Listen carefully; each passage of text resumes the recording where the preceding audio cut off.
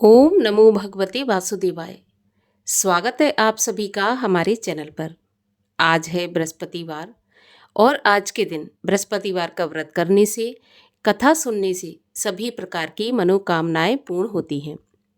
अगर व्रत नहीं भी रख सकते तो भी कथा तो अवश्य सुननी चाहिए, क्योंकि कथा सुनने मात्र से ही भगवान बृहस्पति देव की कृपा से धन धान्य सुख सौभाग्य में वृद्धि होती है।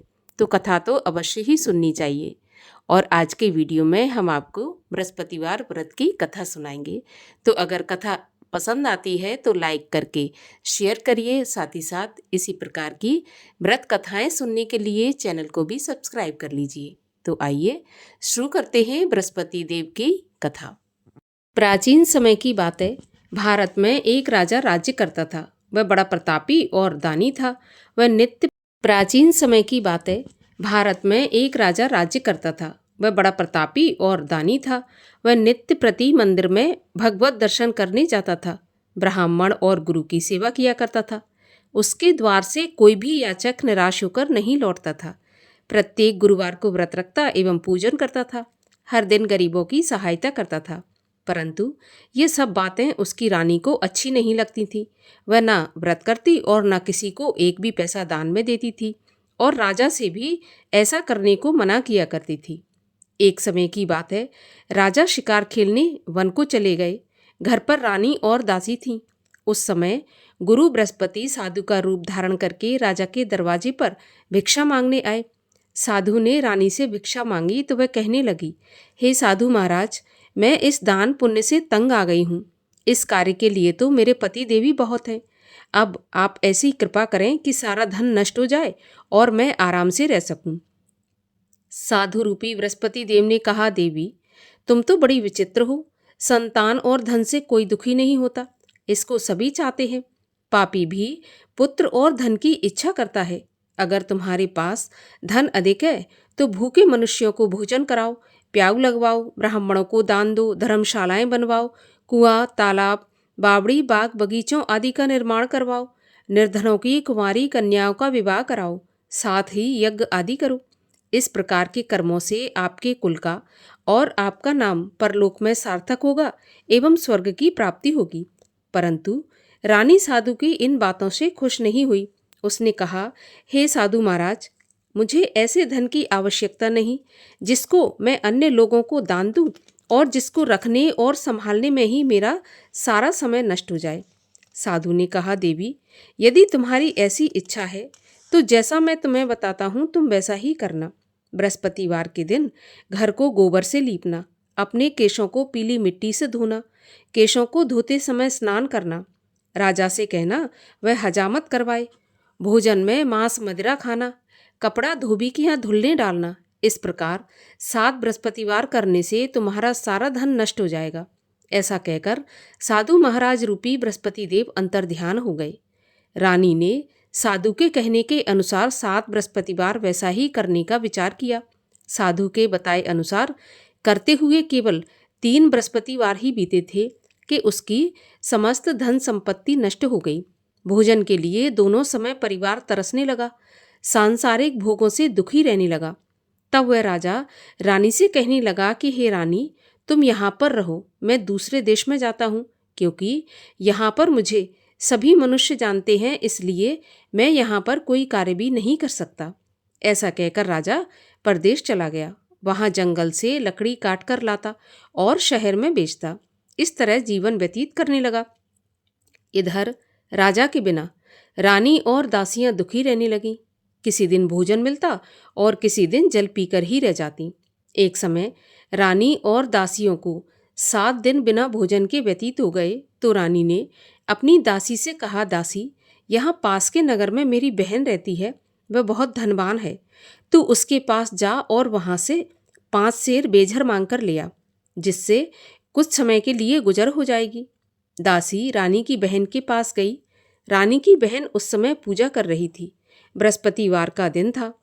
दासी ने रानी की बहन से कहा, रानी जी, मुझे आपकी बहन ने भेजा है, मुझे 5 सेर बेजर दे दो। दासी ने ये बात अनेक बार कही, परंतु रानी की बहन ने कोई उत्तर नहीं दिया, क्योंकि वह उस समय बृहस्पतिवार की कथा सुन रही थी।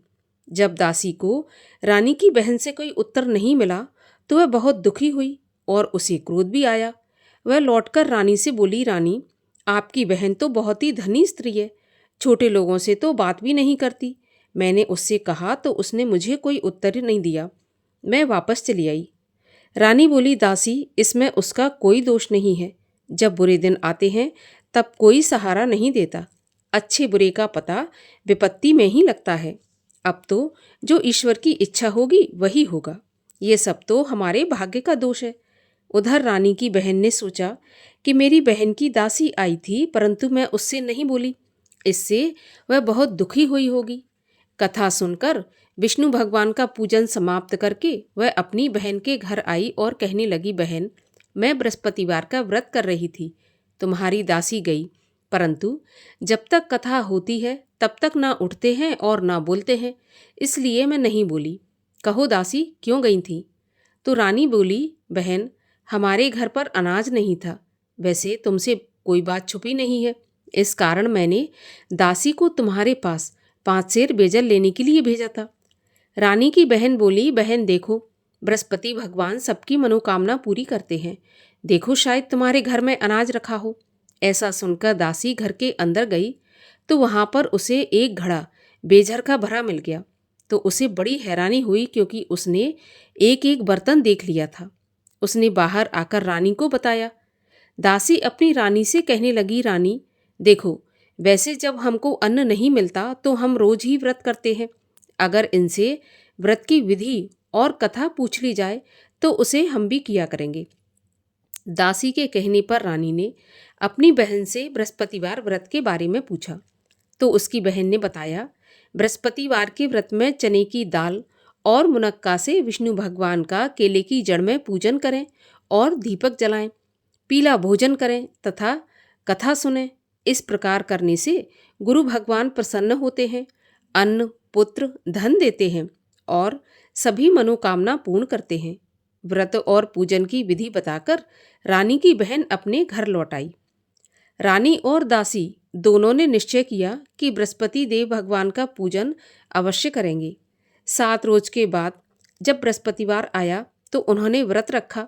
घुड़साल में जाकर चना और गुड़ बीन लाई तथा उसकी दाल से केले की जड़ तथा विष्णु भगवान का पूजन किया। अब पीला भोजन कहाँ से आए? दोनों बड़ी दुखी हुई, परंतु उन्होंने व्रत किया था, इस कारण बृहस्पति भगवान प्रसन्न थे। एक साधारण व्यक्ति के रूप में वे 2 थालों में सुंदर पीला भोजन लेकर आए और दासी को देकर बोले, दासी, यह भोजन तुम्हारे और रानी के लिए है, तुम दोनों भोजन करना। दासी भोजन पाकर बड़ी प्रसन्न हुई और रानी से बोली, रानी जी, भोजन कर लो। रानी को भोजन आने के बारे में कुछ पता नहीं था, इसलिए वह दासी से बोली, जा तू ही भोजन कर, क्योंकि तू हमारी व्यर्थ में हंसी उड़ाती है। तो दासी बोली, एक व्यक्ति भोजन दे गया है। रानी कहने लगी, वह भोजन तेरे लिए दे गया है तो तू ही भोजन कर। दासी ने कहा, वह व्यक्ति हम दोनों के लिए 2 थालों में भोजन देकर गया है, इसलिए मैं और आप दोनों ही साथ साथ भोजन करेंगी। दोनों ने गुरु भगवान को नमस्कार करके भोजन प्रारंभ किया। उसके बाद वे प्रत्येक बृहस्पतिवार को गुरु भगवान का व्रत और पूजन करने लगी। बृहस्पति भगवान की कृपा से उनके पास धन हो गया, परंतु रानी फिर पहले की तरह से आलस करने लगी। तब दासी बोली, देखो रानी, तुम पहले भी इस प्रकार आलस करती थी, तुम्हें धन के रखने में कष्ट होता था, इस कारण सभी धन नष्ट हो गया। अब गुरु भगवान की कृपा से धन मिला है तो फिर तुम्हें आलस होता है। बड़ी मुसीबतों के बाद हमने ये धन पाया है, इसलिए हमें दान पुण्य करना चाहिए। भूखे मनुष्यों को भोजन कराओ, प्याऊ लगवाओ, ब्राह्मणों को दान दो, कुआं, तालाब, बावड़ी आदि का निर्माण करवाओ, मंदिर, पाठशाला बनवाकर दान दो, कुंवारी कन्याओं का विवाह करवाओ।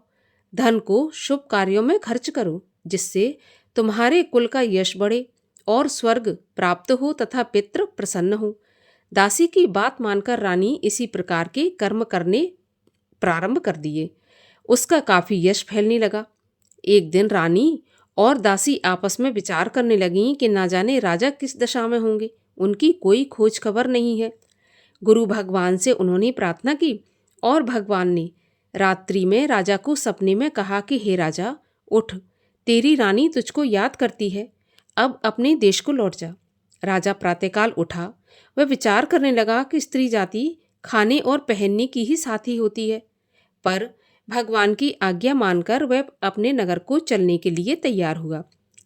जब राजा परदेश गया तो परदेश में बहुत दुखी रहने लगा था। प्रतिदिन जंगल से लकड़ी बीन कर लाता और उसे शहर में बेचकर अपने दुखी जीवन को बड़ी कठिनता से व्यतीत करता था। एक दिन राजा दुखी हो अपनी पुरानी बातों को याद करके रोने लगा। उस जंगल में बृहस्पति देव एक साधु का रूप धारण करके आए और राजा के पास आकर बोले, लकड़हारे, तुम इस सुनसान जंगल में किस चिंता में बैठे हो, मुझे बताओ। ये सुनकर राजा के नेत्रों में जल भर आया और साधु की वंदना करके बोला, प्रभु, आप सब कुछ जानने वाले हैं। इतना कहकर राजा ने साधु को अपनी संपूर्ण कहानी सुना दी। महात्मा तो दयालु होते हैं। वे राजा से बोले, राजा, तुम्हारी पत्नी ने बृहस्पति देव के प्रति अपराध किया था, जिसके कारण तुम्हारी ये दशा हुई। अब तुम किसी प्रकार की चिंता मत करो, भगवान तुम्हें पहले से अधिक धन देंगे। देखो, तुम्हारी पत्नी ने बृहस्पतिवार का व्रत प्रारंभ कर दिया है। अब तुम भी बृहस्पतिवार का व्रत करके चने की दाल और गुड़ जल के लोटे में डालकर केले का पूजन करो, फिर कथा कहो या सुनो। भगवान तुम्हारी सभी मनोकामनाओं को पूर्ण करेंगे। साधु को प्रसन्न देखकर राजा बोला, प्रभु, मुझे लकड़ी बेचकर इतना पैसा नहीं बचता जिससे भोजन करने के उपरांत कुछ बचा सकूं। मैंने रात्रि में अपनी रानी को व्याकुल देखा है। मेरे पास कोई साधन नहीं जिससे उसका समाचार जान सकूं, और फिर मैं बृहस्पति देव की क्या कहानी कहूं, ये भी मुझको मालूम नहीं है। तो साधु ने कहा, राजा, तुम किसी बात की चिंता मत करो। बृहस्पतिवार के दिन रोज की तरह लकड़ियां लेकर शहर में जाओ। तुम्हें रोज से दुगना धन प्राप्त होगा, जिससे तुम भली भांति भोजन कर लोगे और बृहस्पति देव की पूजा का सामान भी आ जाएगा। और बृहस्पतिवार की कहानी भी इस प्रकार से है। प्राचीन काल में एक बहुत ही निर्धन ब्राह्मण था। उसके कोई संतान नहीं थी। वह नित्य पूजा पाठ करता, परंतु उसकी स्त्री बहुत मलिनता के साथ रहती। वह न स्नान करती और न किसी देवता का पूजन करती। प्रातःकाल उठते ही सबसे पहले भोजन करती, बाद में कोई अन्य काम करती। ब्राह्मण देवता बहुत दुखी रहते थे। पत्नी को बहुत समझाते, परंतु उसका कोई परिणाम न निकलता। भगवान की कृपा से ब्राह्मण की स्त्री की कन्या उत्पन्न हुई। वह कन्या अपने पिता के घर में बड़ी होने लगी।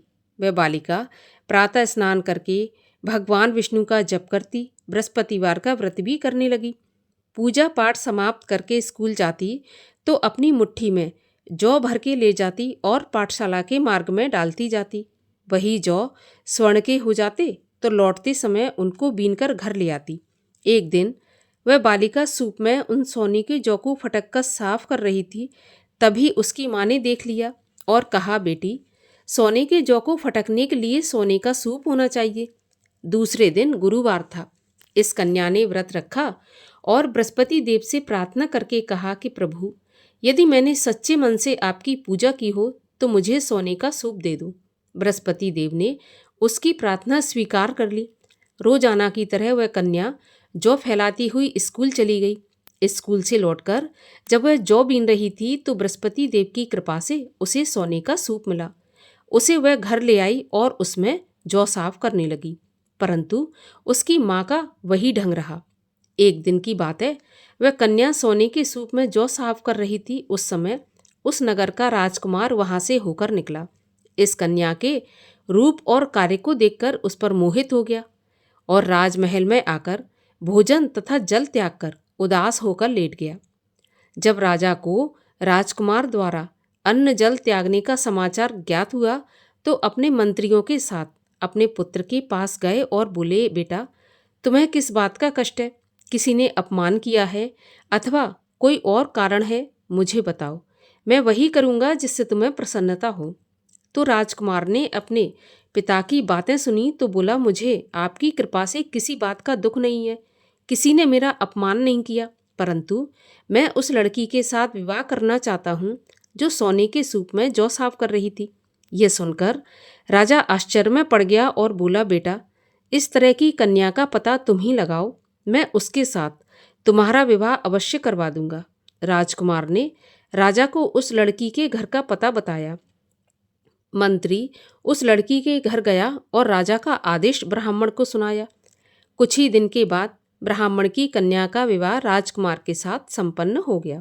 कन्या के घर से जाते ही उस ब्राह्मण देवता के घर में पहले की भांति गरीबी का निवास हो गया।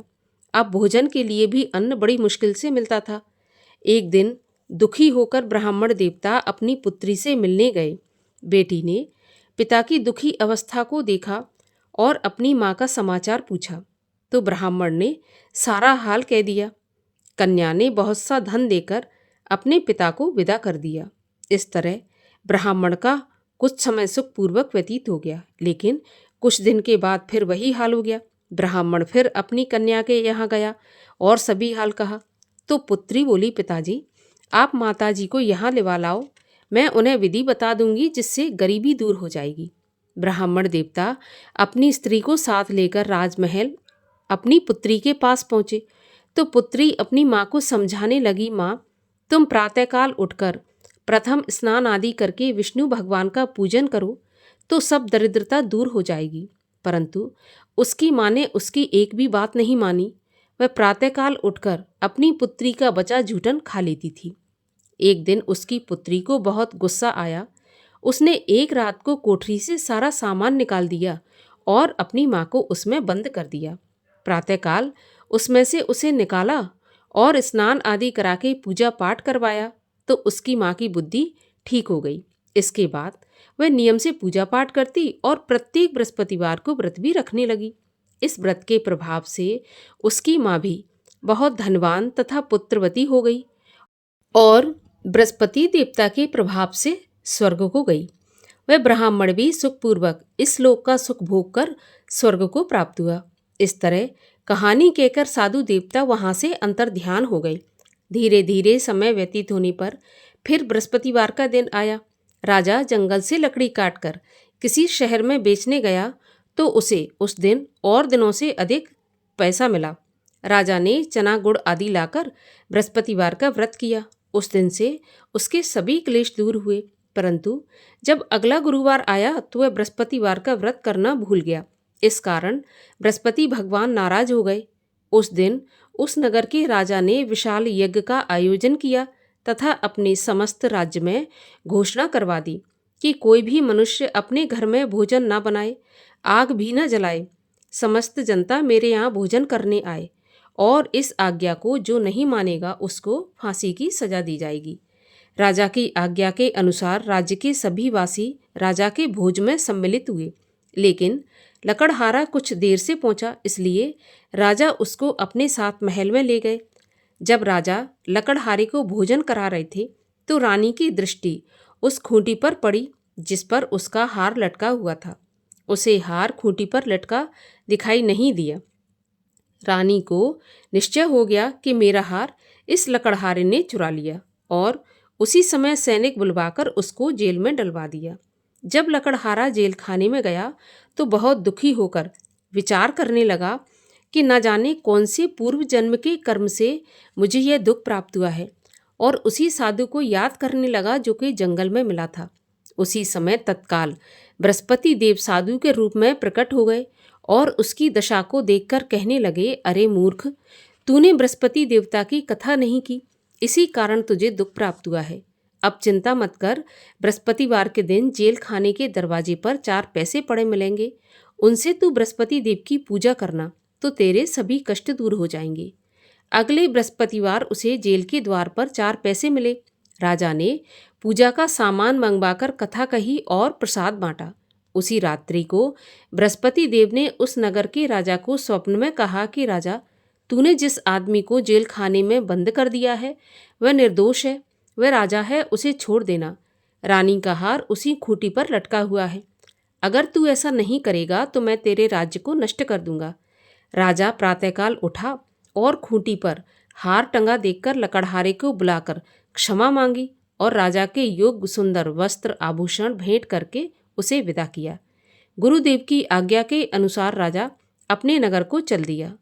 राजा जब नगर के निकट पहुंचा तो उसे बड़ा आश्चर्य हुआ नगर में पहले से अधिक बाग, तालाब, कुएं तथा बहुत सी धर्मशालाएं, मंदिर आदि बने हुए थे। राजा ने पूछा, ये किसका बाग और धर्मशाला है? तब नगर के सब लोग कहने लगे कि ये सब रानी और दासी ने बनवाए हैं। तो राजा को आश्चर्य हुआ और गुस्सा भी आया।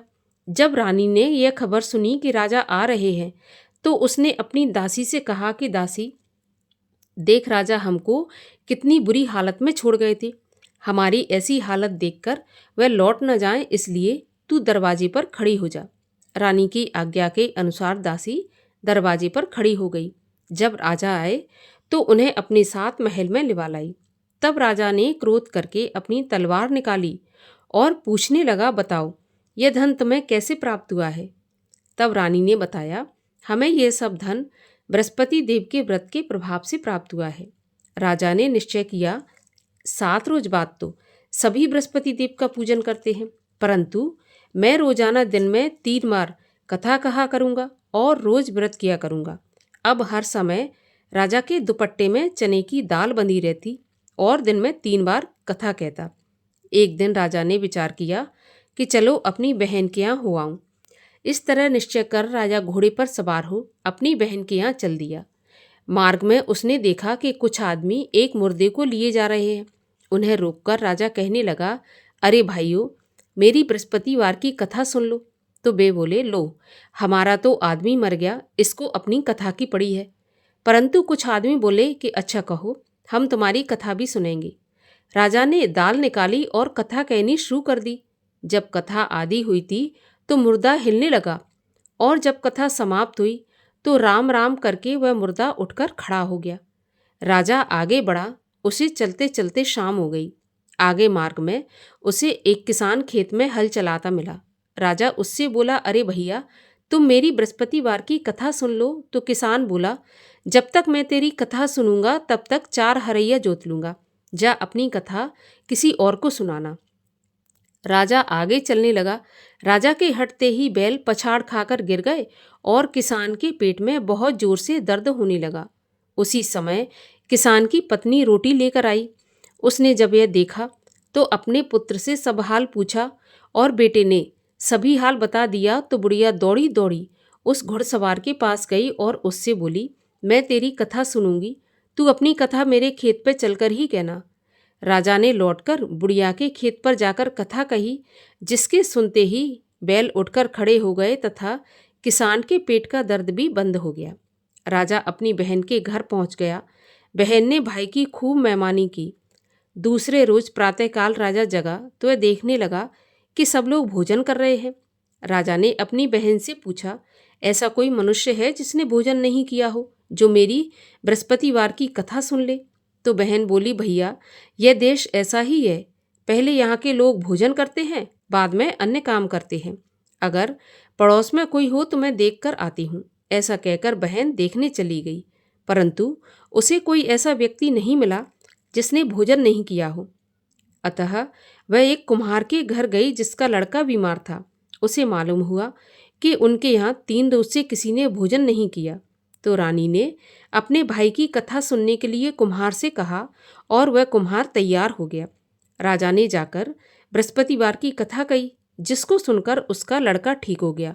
अब तो राजा की प्रशंसा होने लगी। एक दिन राजा ने अपनी बहन से कहा कि बहन, हम अपने घर को जाएंगे, तुम भी तैयार हो जाओ। तो राजा की बहन ने अपनी सास से अपने भाई के साथ जाने की आज्ञा मांगी। तो सास बोली कि चली जा, परंतु अपने लड़कों को मत ले जाना, क्योंकि तेरे भाई के तो कोई संतान नहीं है। बहन ने अपने भाई से कहा, भैया, मैं तो चलूंगी पर कोई बालक नहीं जाएगा। राजा ने कहा, जब कोई बालक नहीं चलेगा तो तुम क्या करोगी? बड़े दुखी मन से राजा अपने नगर को लौट आया।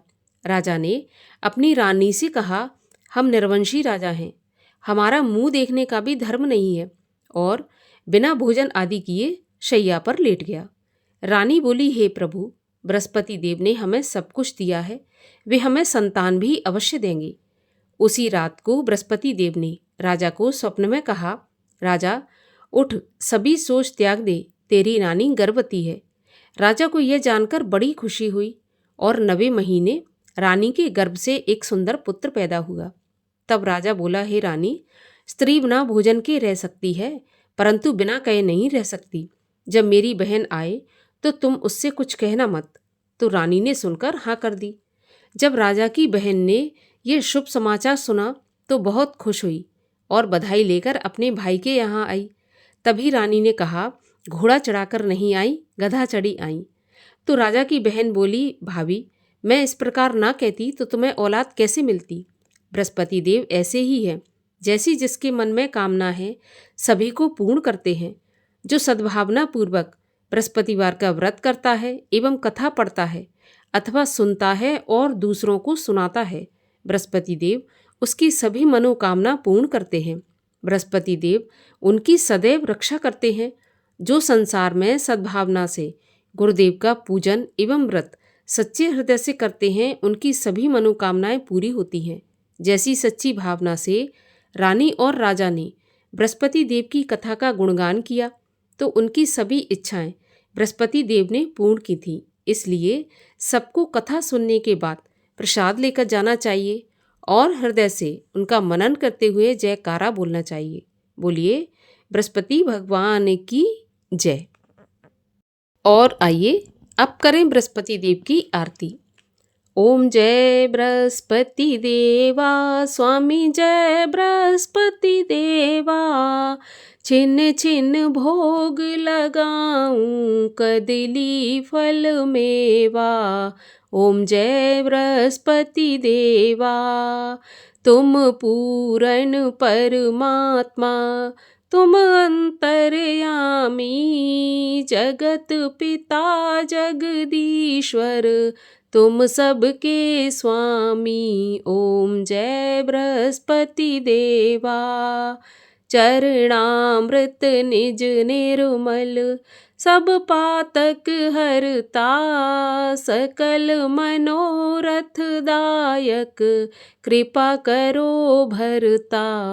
ओम जय बृहस्पति देवा। तन मन धन अर्पण कर, जो जन शरण पड़े, प्रभु प्रकट तब होकर, आकर द्वार खड़े। ओम जय बृहस्पति देवा। दीन दयाल दयानिधि, भक्तन हितकारी, पाप दोष सब हरता, भव बंधन हारी। ओम जय बृहस्पति देवा। सकल मनोरथ दायक, सब संशय हारो, विषय विकार मिटाओ, संतन सुखकारी। ओम जय बृहस्पति देवा।